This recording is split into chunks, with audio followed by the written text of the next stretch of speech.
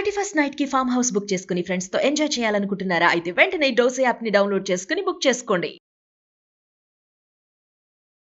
నమస్కారం. విష్ణు పురాణం 17వ భాగంలోకి వచ్చాం. ఊర్వశీ పురూరవుల కథ చెప్పుకుంటున్నాం. గంధర్వుల వల్ల లభించినటువంటి అగ్నికుండికని అడవిలో వదిలిపెట్టి వచ్చేసాడు పురూరవుడు. కానీ తర్వాత మళ్ళీ వెళ్ళి తెచ్చుకొని దాంతోటి తేవటానికి ప్రయత్నం చేసేసరికి అగ్నికుండిక అక్కడ లేక ఒక జమ్మి చెట్టు, ఒక రావి మొక్క కనపడ్డాయి. ఆ అగ్నే ఈ చెట్టుగా మారుంటుందని భావించి దాంతో అరణిని మధించి చివరికి యజ్ఞం చేసి ప్రపంచమంతా మెచ్చుకునేలాంటి అద్భుతమైన యజ్ఞం చేసి ఊర్వశిని తన దానిగా చేసుకున్నాడని చెప్పుకున్నాం. ఆది కాలంలో ఈ యజ్ఞాలకు ఉపయోగించేటువంటి వైవస్వతాగ్ని కాలాంతరంలో ఆహవనీయము, గార్హపత్యము, దక్షిణాగ్ని అని 3 విధాలుగా అయ్యిందట. కొంతకాలం గడిచిన తర్వాత పురూరవుడికి ఊర్వశి యందు ఆయువు, ధీమంతుడు, అమానసుడు, విశ్వావసుడు, శతాయువు, చిరాయువు అనే 6 కుమారులు కలిగారట. ఈ అమానసుని కొడుకే భీమసేనుడు, అతని కొడుకు కౌంచనుడు, కౌంచనుని కొడుకు సుహోత్రుడు, అతని కొడుకు జహ్నుడు. ఈ జహ్నుడు రాజులలో ఋషిగా ప్రసిద్ధుడు. మనకి జహ్ను పేరు తెలుసు. జహ్ను మహర్షి అనే ఈయన రాజర్షిగా ఉండగా ఒకనాడు యజ్ఞం చేస్తుంటే గంగానది పొంగి ఆశ్రమాన్ని కడిగేసింది. ఇది ఎప్పుడు జరిగింది? భగీరథుడు గంగని శివ జటాజూటం నుంచి భూలోకంలోకి తీసుకొస్తూ ఉన్నప్పుడు అది ఏం చేసింది? గంగ పొంగి ప్రవహించి వస్తూ మధ్యలో ఉన్న జహ్ను మహర్షి ఆశ్రమాన్ని కూడా ముంచెత్తేసింది. ఆ సందర్భాన్ని చెప్తున్నారు. ఆ యజ్ఞపురుషుడిని దీంతో ఈయనకు కోపం వచ్చిందట. ఎప్పుడైతే ఈ గంగానదిలో మొత్తం ఆశ్రమం అంతా కొట్టుకుపోయిందో ఆయన జహ్నువు కోపించి యజ్ఞపురుషుణ్ణి తనలోకి ఆహ్వానించి ఆ శక్తితోటి గంగ ఒక్క చుక్కైనా లేకుండా మొత్తం మింగేశాడట. మింగేస్తే అప్పుడు ఋషులు సురలు బతిమలాడగా భగీరథుడు బతిమలాడగా కరుణించి గంగాజలాన్ని తన చెవి నుంచి వదిలిపెట్టాడట. చేతి నుంచి అని కూడా చెప్తుందండి. కుడి చేయి ఎడం చేయి నుంచి వదిలిపెట్టాడని ఒక మాట, చెవి నుంచి వదిలిపెట్టాడని ఒక మాట, 2 రకాలుగా చెప్పబడతాయి. ఆయనలోంచి గంగానది బయటకు వచ్చేసింది. ఆ రావడం వల్లే జహ్నువు నుంచి బయటకు వచ్చింది కాబట్టి గంగకి జాహ్నవి అని పేరు వచ్చింది. ఇప్పుడు మనం ప్రఖ్యాతంగా జాహ్నవి పేరు పెట్టుకుంటాం. గంగానదికి ఆ పేరు రావడానికి కారణం ఈ జహ్ను మహర్షి. ఈయన పురూరవుని యొక్క మునిమనవడు అనమాట. ఆయన నిరాటంకంగా యజ్ఞం చేసుకున్నాడు. ఈయన కుమారుడు జనకుడు, ఆయన కొడుకు బలాశువుడు, అతని కొడుకు కుశుడు, కుశునికి 4 కుమారులు. మళ్ళీ లవకుశుల్లో కుశుడుగా మనం చెప్పలేమండి. ఈయన వేరే ఆయన. ఈయనకి కుశాంబుడు, కుశనాభుడు, అధుర్తుడు, రజోవసువు అని 4 కుమారులు కలిగారట. వార్లలో కుశనాభుడు ఇంద్రుడితో సమానమైన సాటి అయిన కుమారుడు కావాలని అడవికి వెళ్ళి తపస్సు చేసేసరికల్లా ఇంద్రుడు ప్రత్యక్షమయ్యి ఆయనకి కుమారుడుగా జన్మించాడట. ఆ ఇంద్రాంశతోటి కుమారుడు జన్మించాడు. అతని పేరు గాధి. ఈ గాధి పేరు కూడా మనం రామాయణంలో ప్రఖ్యాతంగా వింటామండి. గాధి నీతి నియమాలతో కూడి చక్కగా పరిపాలన చేస్తూ సంతతి లేక ఎంతో చింతించేవాడట. చాలా అద్భుతమైన రాజ్యం జరిపాడు అతను. ఆయన రాజ్యంలో ఉండగా చాలా చక్కటి పాలన చేశాడు, కానీ సంతానం కలగలేదు ఆయనకి. చివరికి ఎప్పటికో అనేక దేవతల్ని ఆరాధించాక ఆయనకు ఒక కూతురు పుట్టిందట. ఆ కూతురు పేరు సత్యవతి. ఆ కన్యను కోరి ఈ భృగువంశీయుడు ఒక ఆయన రుచికుడు అనే ఒక ఋషి వచ్చి గాధిని అడిగాడట, మీ అమ్మాయిని నాకు ఇచ్చి వివాహం చేయమంటే ఈ ముసలి తపస్సుకి పెళ్ళా అని నవ్వాడట. అదే ఇంత ముసలివాడు ఈయనకి ఇంత చక్కని కూతుర్ని నాకు లేకలేక కలిగిన కుమార్తెనిచ్చి ఎట్లా వివాహం ఏ రకంగా చేసేది అని ఆయన ఆలోచిస్తే కానీ రుచికుడు వదిలిపెట్టలేదట. నీకు కన్యాశుల్కం ఏం కావాలో కోరుకో, తెచ్చిస్తాను అని హెచ్చరించినట్లుగా చెప్పాడట. చెప్పి అనేసరికల్లా ఈయన అన్నాడు, సరే నువ్వు ఏమి ఇవ్వగలవో చెప్పు నాకంటే. ఈయన తెల్లని శరీరం, నీలివన్నే చెవులు, వాయువేగము అవి కలిగినటువంటి గుర్రాలను 1000 నాకు తెచ్చిస్తే మా పిల్లనిచ్చి పెళ్లి చేస్తానని చెప్పాడట. ఎలా ఉంటాయి ఇవి? తెల్లటి శరీరంతో గుర్రాలలో నీలివన్నే చెవులు ఉండటం లోకంలో ఉండదు. అసలు నీలపు రంగే ఉండదు గుర్రాలలో. పైగా ఏమిటి? వాయువేగం కావాలి, గాలితో సమానమైన వేగం ఉన్నవి అని అడిగేసరికల్లా రుచికుడు ఏం చేశాడట, ఆయన సరేనని వెళ్ళిపోయి తురంగ తీర్థం అనే క్షేత్రమందు వరుణుని ఆహ్వానించి తపస్సు చేసి 1000 గుర్రాలు పొంది తోలుకొచ్చి రాజుకి ఇచ్చాడట. రాజు ఇంకా ఏమీ మాట్లాడలేక చెప్పిన ప్రకారం తన కూతురైన సత్యవతిని రుచికుడికిచ్చి వివాహం చేశాడు. అయితే ఈయన రుచికుడు తపస్వి అయినప్పటికీ పెళ్లి చేసుకున్న తర్వాత గృహస్థ ధర్మాన్ని సుష్టుగా నిర్వహిస్తూ తపశ్చర్య జరుపుతూనే భార్యతో హాయిగా ఉండేవాడట. కొన్నాళ్ళయ్యాక సంతానకాంక్షతో ఒక మంత్రాన్ని మనసా ఉచ్చరిస్తూ ఆ చెరువు అంటే అగ్నిహోత్రంలో వేసిన దాన్ని దీన్ననమాట, హోమానికి సమర్పించిన ఆజ్య ఆజ్యంలో మిగిలిన దాన్ని చెలువు అంటారు. దానిని ఋతు సమయంలో భార్యకి ఇవ్వడానికి సంసిద్ధుడయ్యాడు. అయితే ఈవిడ సత్యవతి భర్తకి నమస్కారం చేసి, నా తల్లి కొడుకు లేక కుమిలిపోతోంది, నాకు తమ్ముడు కలిగేటట్టుగా ఆమె కూడా కొంత చలువు ఇవ్వమని ప్రార్థించిందట. ఇదిగో అగ్నిలో హోమం చేయడానికి పక్వం చేసిన అన్నాన్నే చెలువు అంటారు. చెలువు అంటాం మనం. ఈ పురాణ పుస్తకాల్లో చెరువుగా కనపడుతుంది అది. కొమిస్తే రూ రాస్తారు.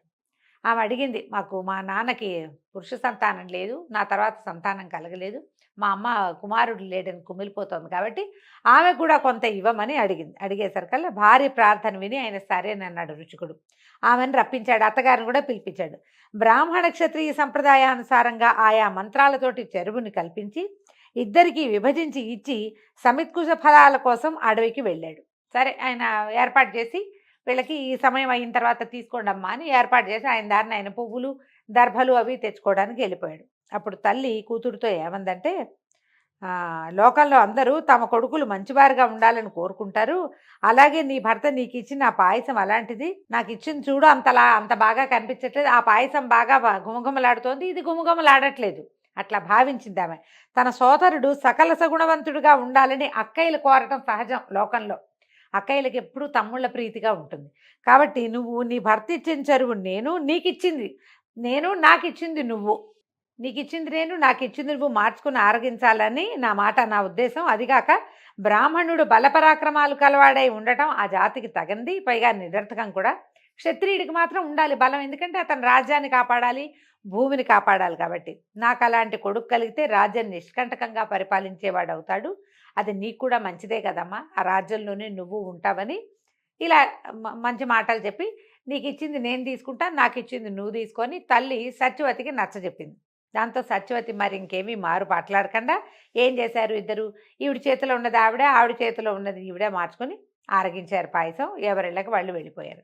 అడవి నుంచి వచ్చినటువంటి రుచికుడు ఇది గ్రహించి భార్యని అడిగట, ఇదేమిటి ఇలా చేసావు, చెరువు మార్చుకుని నువ్వు మీ అమ్మ ఆరగించారా, నీ గర్భం రుద్రమూర్తిగా పెరుగుతుంది, నేను చెప్పింది ఒకటి నువ్వు చేసింది ఒకటి, క్షత్రియ కర్మలు చేస్తూ శస్త్రాస్త్రపాణి అయి మహానుభావుడయ్యే కొడుకు నీకు, వేదాంతవేది తపస్శాలి బ్రాహ్మణాచారవర్తనుడు అయిన కొడుకు మీ తల్లికి కలుగుతారు అనేసరికల్లా ఆవిడ బాధపడిపోయిందట. అయ్యో, ముని అన్న మాటలు విని సత్యవతి మంటలో కడుపులో మంట వచ్చేసిందట ఆమెకి దుఃఖంతో.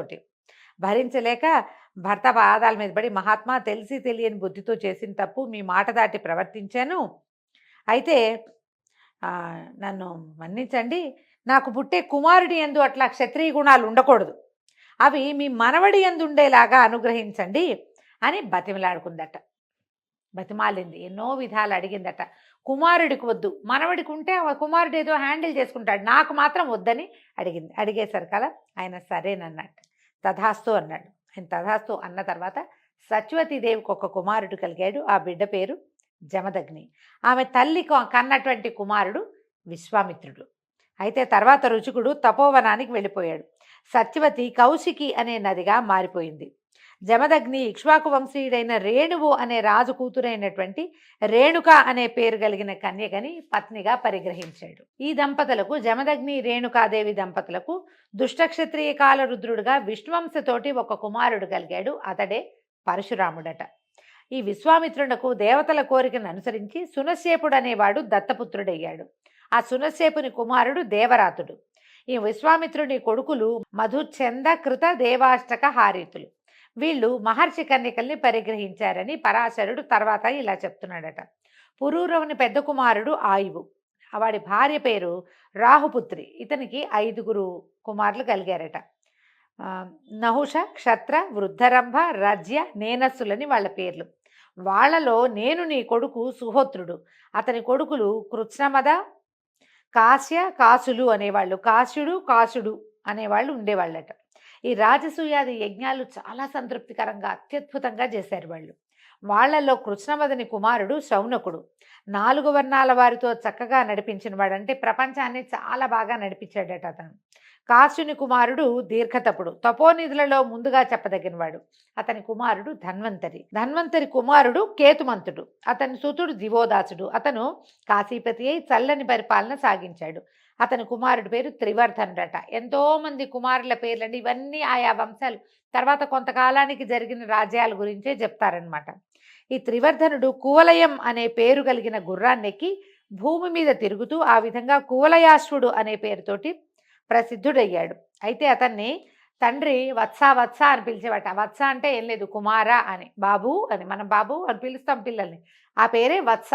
అయితే వత్స వత్స అని పిలవటం వల్ల వత్సుడు అనే పేరుతోటి పెరిగి అతని దేశం వత్సదేశంగా పేరు పొందింది. శత్రురాజుల్ని ఎంతమందినో నిర్మూలించడం వల్ల అతన్ని ఋతధ్వజుడు అని కూడా పిలిచేవారట. అంటే ఎక్కువ మంది శత్రువుల్ని సంహరించడం వల్ల. ఈ కువలయాశ్వుడి కథ మనం దేవి భాగవతంలో వింటామండి. ఇతనికి మదాలస అనే పరమపతివ్రత అయిన భార్య యందు అలర్కుడు అనేటువంటి ఒక కుమారుడు కలిగాడు. ఈ అలర్కుడు లెక్కకు మీర సంవత్సరాల కాలం సకల జనానందకరంగాను రాజ్యాన్ని పరిపాలించాడు. ఆ కాలంలో అలర్కునికి సాటిగా చెప్పదగిన పరిపాలకుడే లేడట. అతని వంశం పుత్రపౌత్ర ప్రపౌత్రులతో ఎంతో అభివృద్ధి చెందింది. ఆ తర్వాత పురూరవుని యొక్క మనవడు రజి, అతని కూడా లెక్కకు మిక్కిలిగా కుమారులు కలిగారట. పరాక్రమ ప్రాభవంలో సాటి లేదట ఆ రజికి. పోరాడవలసి వస్తే ఇంద్రుడిని కూడా ముప్పు తిప్పలు పెట్టి 3 చెరువులు నీళ్లు తాగించగలిగినంత ప్రతాపశాలట. ఆ కాలంలో ఒకసారి దేవదానవులు బ్రహ్మ వద్దకు వెళ్ళి, తాత మాకు యుద్ధం జరిగితే మాలో గెలుపెవరిది అని అడిగితే, పురూరవుని మనవడు రజి ఎవరి పక్షానుంటే వాడిదే గెలుపని బ్రహ్మదేవుడు కూడా చెప్పాడట. రజి అంత పరాక్రమశాలిగా ఉండేవాడు. తర్వాత దానవులు తొందరగా రజి వద్దకు వచ్చి, మా పక్షాన నుండి యుద్ధం చేయనాయన అని బతిమలాడారట. బతిమలాడితే, సరే మీకు సహాయం చేశాను అనుకోండి, ఒకవేళ మీకు గెలుపు కలిగితే నన్ను ఇంద్రుణ్ణి చేస్తారా మీరు అని రజి అడిగాడు. అడిగితే వీళ్ళేమన్నారు, మాకందరికీ పెద్ద సామాన్యుడు, అతనే మాకు ఇంద్రుడిగా ఉండదగినవాడు, మేము ఇప్పుడు యుద్ధం చేసేది అతన్నే ఇంద్రుడు చేయడానికి, మరి నిన్నెట్లా చేయటం అని ఆలోచించి, ఇట్లా కుదరదు మా వల్ల కాదని దానవులు వెళ్ళిపోయారట. కాసేపు అయిన తర్వాత దేవతలు కూడా వచ్చి దానవులు ఎట్లా రజిని అడిగారో అదే విధంగా మా వైపు నుండి యుద్ధం చెయ్యి అని అడిగితే, రజి దేవతల్ని కూడా అడిగాడు, నన్ను ఇంద్రుణ్ణి చేస్తారా అని. సరే వాళ్ళేమనుకున్నారు, మనకి రాక్షస బాధ లేకపోవటమే ఇంపార్టెంట్, ఇంద్రుడు ఎవరైనా పర్వాలేదు అని ఆలోచించి, నీకు ఇంద్ర పదవి ఇస్తాము, నువ్వే మా ఇంద్రుడివి, ముందు యుద్ధం చేయమన్నారు. ఇతను ఏం చేశాడు, ఈ రజి దేవగణాలతో పోయి యుద్ధానికి వెళ్ళి రాక్షసులందరినీ జయించేశాడు. వీళ్ళని ఎంతో సంతోషపెట్టాడు దేవతల్ని.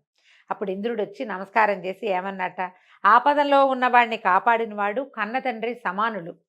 నువ్వు మమ్మల్ని ఈ రాక్షసుల బారి నుంచి కాపాడావు కాబట్టి నువ్వు నా తండ్రి వంటి వాడివి, నేను నీ కుమారుణ్ణి. రాజేంద్ర, మానవలోకంలో ఇంద్రుడు అయ్యావు, నీకు వేరే ఇంద్రపదం ఎందుకు, కరుణించి నా చోట్లో నన్నే ఉంచున్నాయన అని. ఎక్కడైనా లోకంలో ఏముంది, కొడుకు ఏదడిగితే తండ్రి అది ఇస్తాడు. ఇప్పుడు నేను నీ కొడుకును కదా, నువ్వు మమ్మల్ని రక్షించి కన్న తండ్రి అయిపోయావు కాబట్టి నాకు నా రాజ్యాన్ని నాకే ఇవ్వు అని అడిగితే, ఈ రజి అన్నట్ట, పగవాడైనా వచ్చి ప్రార్థిస్తే వాడు కోరింది ఇచ్చి సంతోషంగా పంపటమే ధర్మం.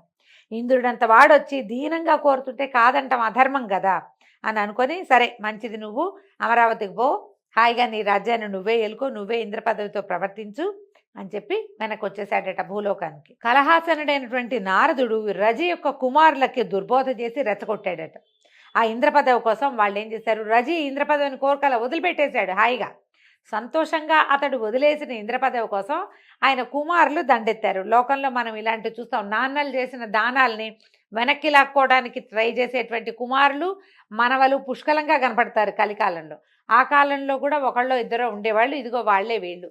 అది కూడా వాళ్ళు ఏంటంటే వాళ్ళంతటి వాళ్ళకి పుట్టల. నారదుడు వాళ్ళని రెచ్చగొట్టాడు. ఇంద్రుడు ఆలోచించి స్వర్గం విడిచి వెళ్ళిపోయాడట. అయితే ఈ రజకుమారులు స్వర్గరాజ్యాన్ని ఆక్రమించుకున్నారు. యజ్ఞభాగాలు దేవతలకు చెందనీయక వాళ్లే ఆకర్షించి పుచ్చుకునేవాళ్ళు, రాజ్యపాలన చేసుకునేవాళ్ళు. అలా కొంతకాలం అయ్యాక ఇంద్రుడు ఒకనాడు ఎవరికంటా పడకుండా దేవగురువు అయిన బృహస్పతి దగ్గరకు వచ్చి ఇట్లా ఆలోచించాడట, గురుదేవ, యజ్ఞభాగంలో నాకు ఇసుమంతైనా అందక గోరు కాయగాచిపోయిందంటే అసలు ఆయన చేతులు ఎండిపోతున్నాయి. నాకు ఈ మారు యజ్ఞానికి వెళ్ళినప్పుడు ఎవ్వరికీ తెలియకుండా కొంచెం పురోడాశం తెచ్చి, అంటే యజ్ఞ హోమంలో వేసేటువంటి ఆజ్యం అన్నమాట, తెచ్చి నాకు ఇవ్వవలసిందిగా ప్రార్థిస్తున్నాను. మన్నించు, నన్ను క్షమించు, ఈ పని చేయిస్తున్నాను నీతోటి అంటే ఇంద్రుడి మాటలకి దేవగురువైన బృహస్పతికి మనసు కరిగిపోయిందట. ఏం చేశాడు వెంటనే, దేవతలకి మేలు, దేవతలకి పగవాళ్ళు ఎవరైతే వాళ్ళకి ఫలానా వాళ్ళు అని పేరు పెట్టల, దేవతలకి పగవారికి మాత్రమే కీడు కలిగేలాగా అభిచార హోమాన్ని ఒకదాన్ని నిర్వహించాడట. దాని ప్రభావంతో రజి యొక్క కుమారులు దుర్వివేకులై యజ్ఞాలు చేయక ఎవరితోనూ చేయనివ్వక వేదాలను వేదక్రియలను ద్వేషిస్తూ బ్రాహ్మణులను నిష్కారణంగా పట్టి పీకలు నులుగుతూ ఇలా దుష్ప్రవర్తకులై చివరికి వారిలో వారు పగబట్టి తన్నుకుని చచ్చిపోయారట. ఏదైనా ఒక వంశము ఒక ఇది నాశనం అవ్వాలంటే ఇట్లా అభిచారం చేస్తే వాళ్ళలో వాళ్ళే కొట్టుకుని చచ్చిపోతారు చివరికి. ఈ విధంగా అమరావతి ఇంద్రపదవి సురరాజ్యము మళ్ళీ ఇంద్రుడికి స్వాధీనమైంది. ఇంద్రుడు వచ్చి తన రాజ్యంలో సుఖంగా ఉంటూ యజ్ఞాది వైదిక క్రియలు జరిపిస్తూ యజ్ఞభాగాలు గైకొంటూ ఆనందంగా ఉన్నాడు. ఈ చరిత్ర విన్న వాళ్ళకి స్థానభ్రష్టత్వం ఉండదు. ఏదైనా సమస్య వచ్చి మనకు స్థానం నుంచి వెళ్ళిపోయే ప్రాబ్లమ్స్ ఉన్నవాళ్ళు ఈ విష్ణు పురాణంలోని ఈ ఇంద్ర పదవి పోవటం రజి యొక్క కుమారుల గాథ గనక వింటే ఆ సమస్య రాదని పరాశర మహర్షి మైత్రేయుడికి తెలియజేశారు. తర్వాత చెప్తున్నారు, క్షప్రివృద్ధుని సంతతి మిక్కిలిగా విస్తరించింది. దంభుడు సంతతి లేనివాడే తపశ్చర్యలో మునిగాడు. నహుషునకు 6 కుమారులట. యతి, యయాతి, సంయాతి, ఆయాతి, నియతి, కృతి అని వాళ్ళ పేర్లు. యతి రాజ్యసుఖాలు అంగీకరించక యతీశ్వరుడైపోయాడట. యయాతి రాజ్యాభిషేక్తుడై శుక్రుని కుమారుడైనటువంటి దేవయానిని వృషపర్వుని కుమార్తె అయినటువంటి శర్మిష్ఠని పరిగ్రహించి ఆనందంగా ఉన్నాడు. అయితే యదువు దుర్వసువు అనేవాళ్ళు దేవయాని యొక్క కుమారులు. దృహ్యుడు ఆసువు పూరుడు అనేవాళ్ళు శర్మిష్ఠ కుమారులు.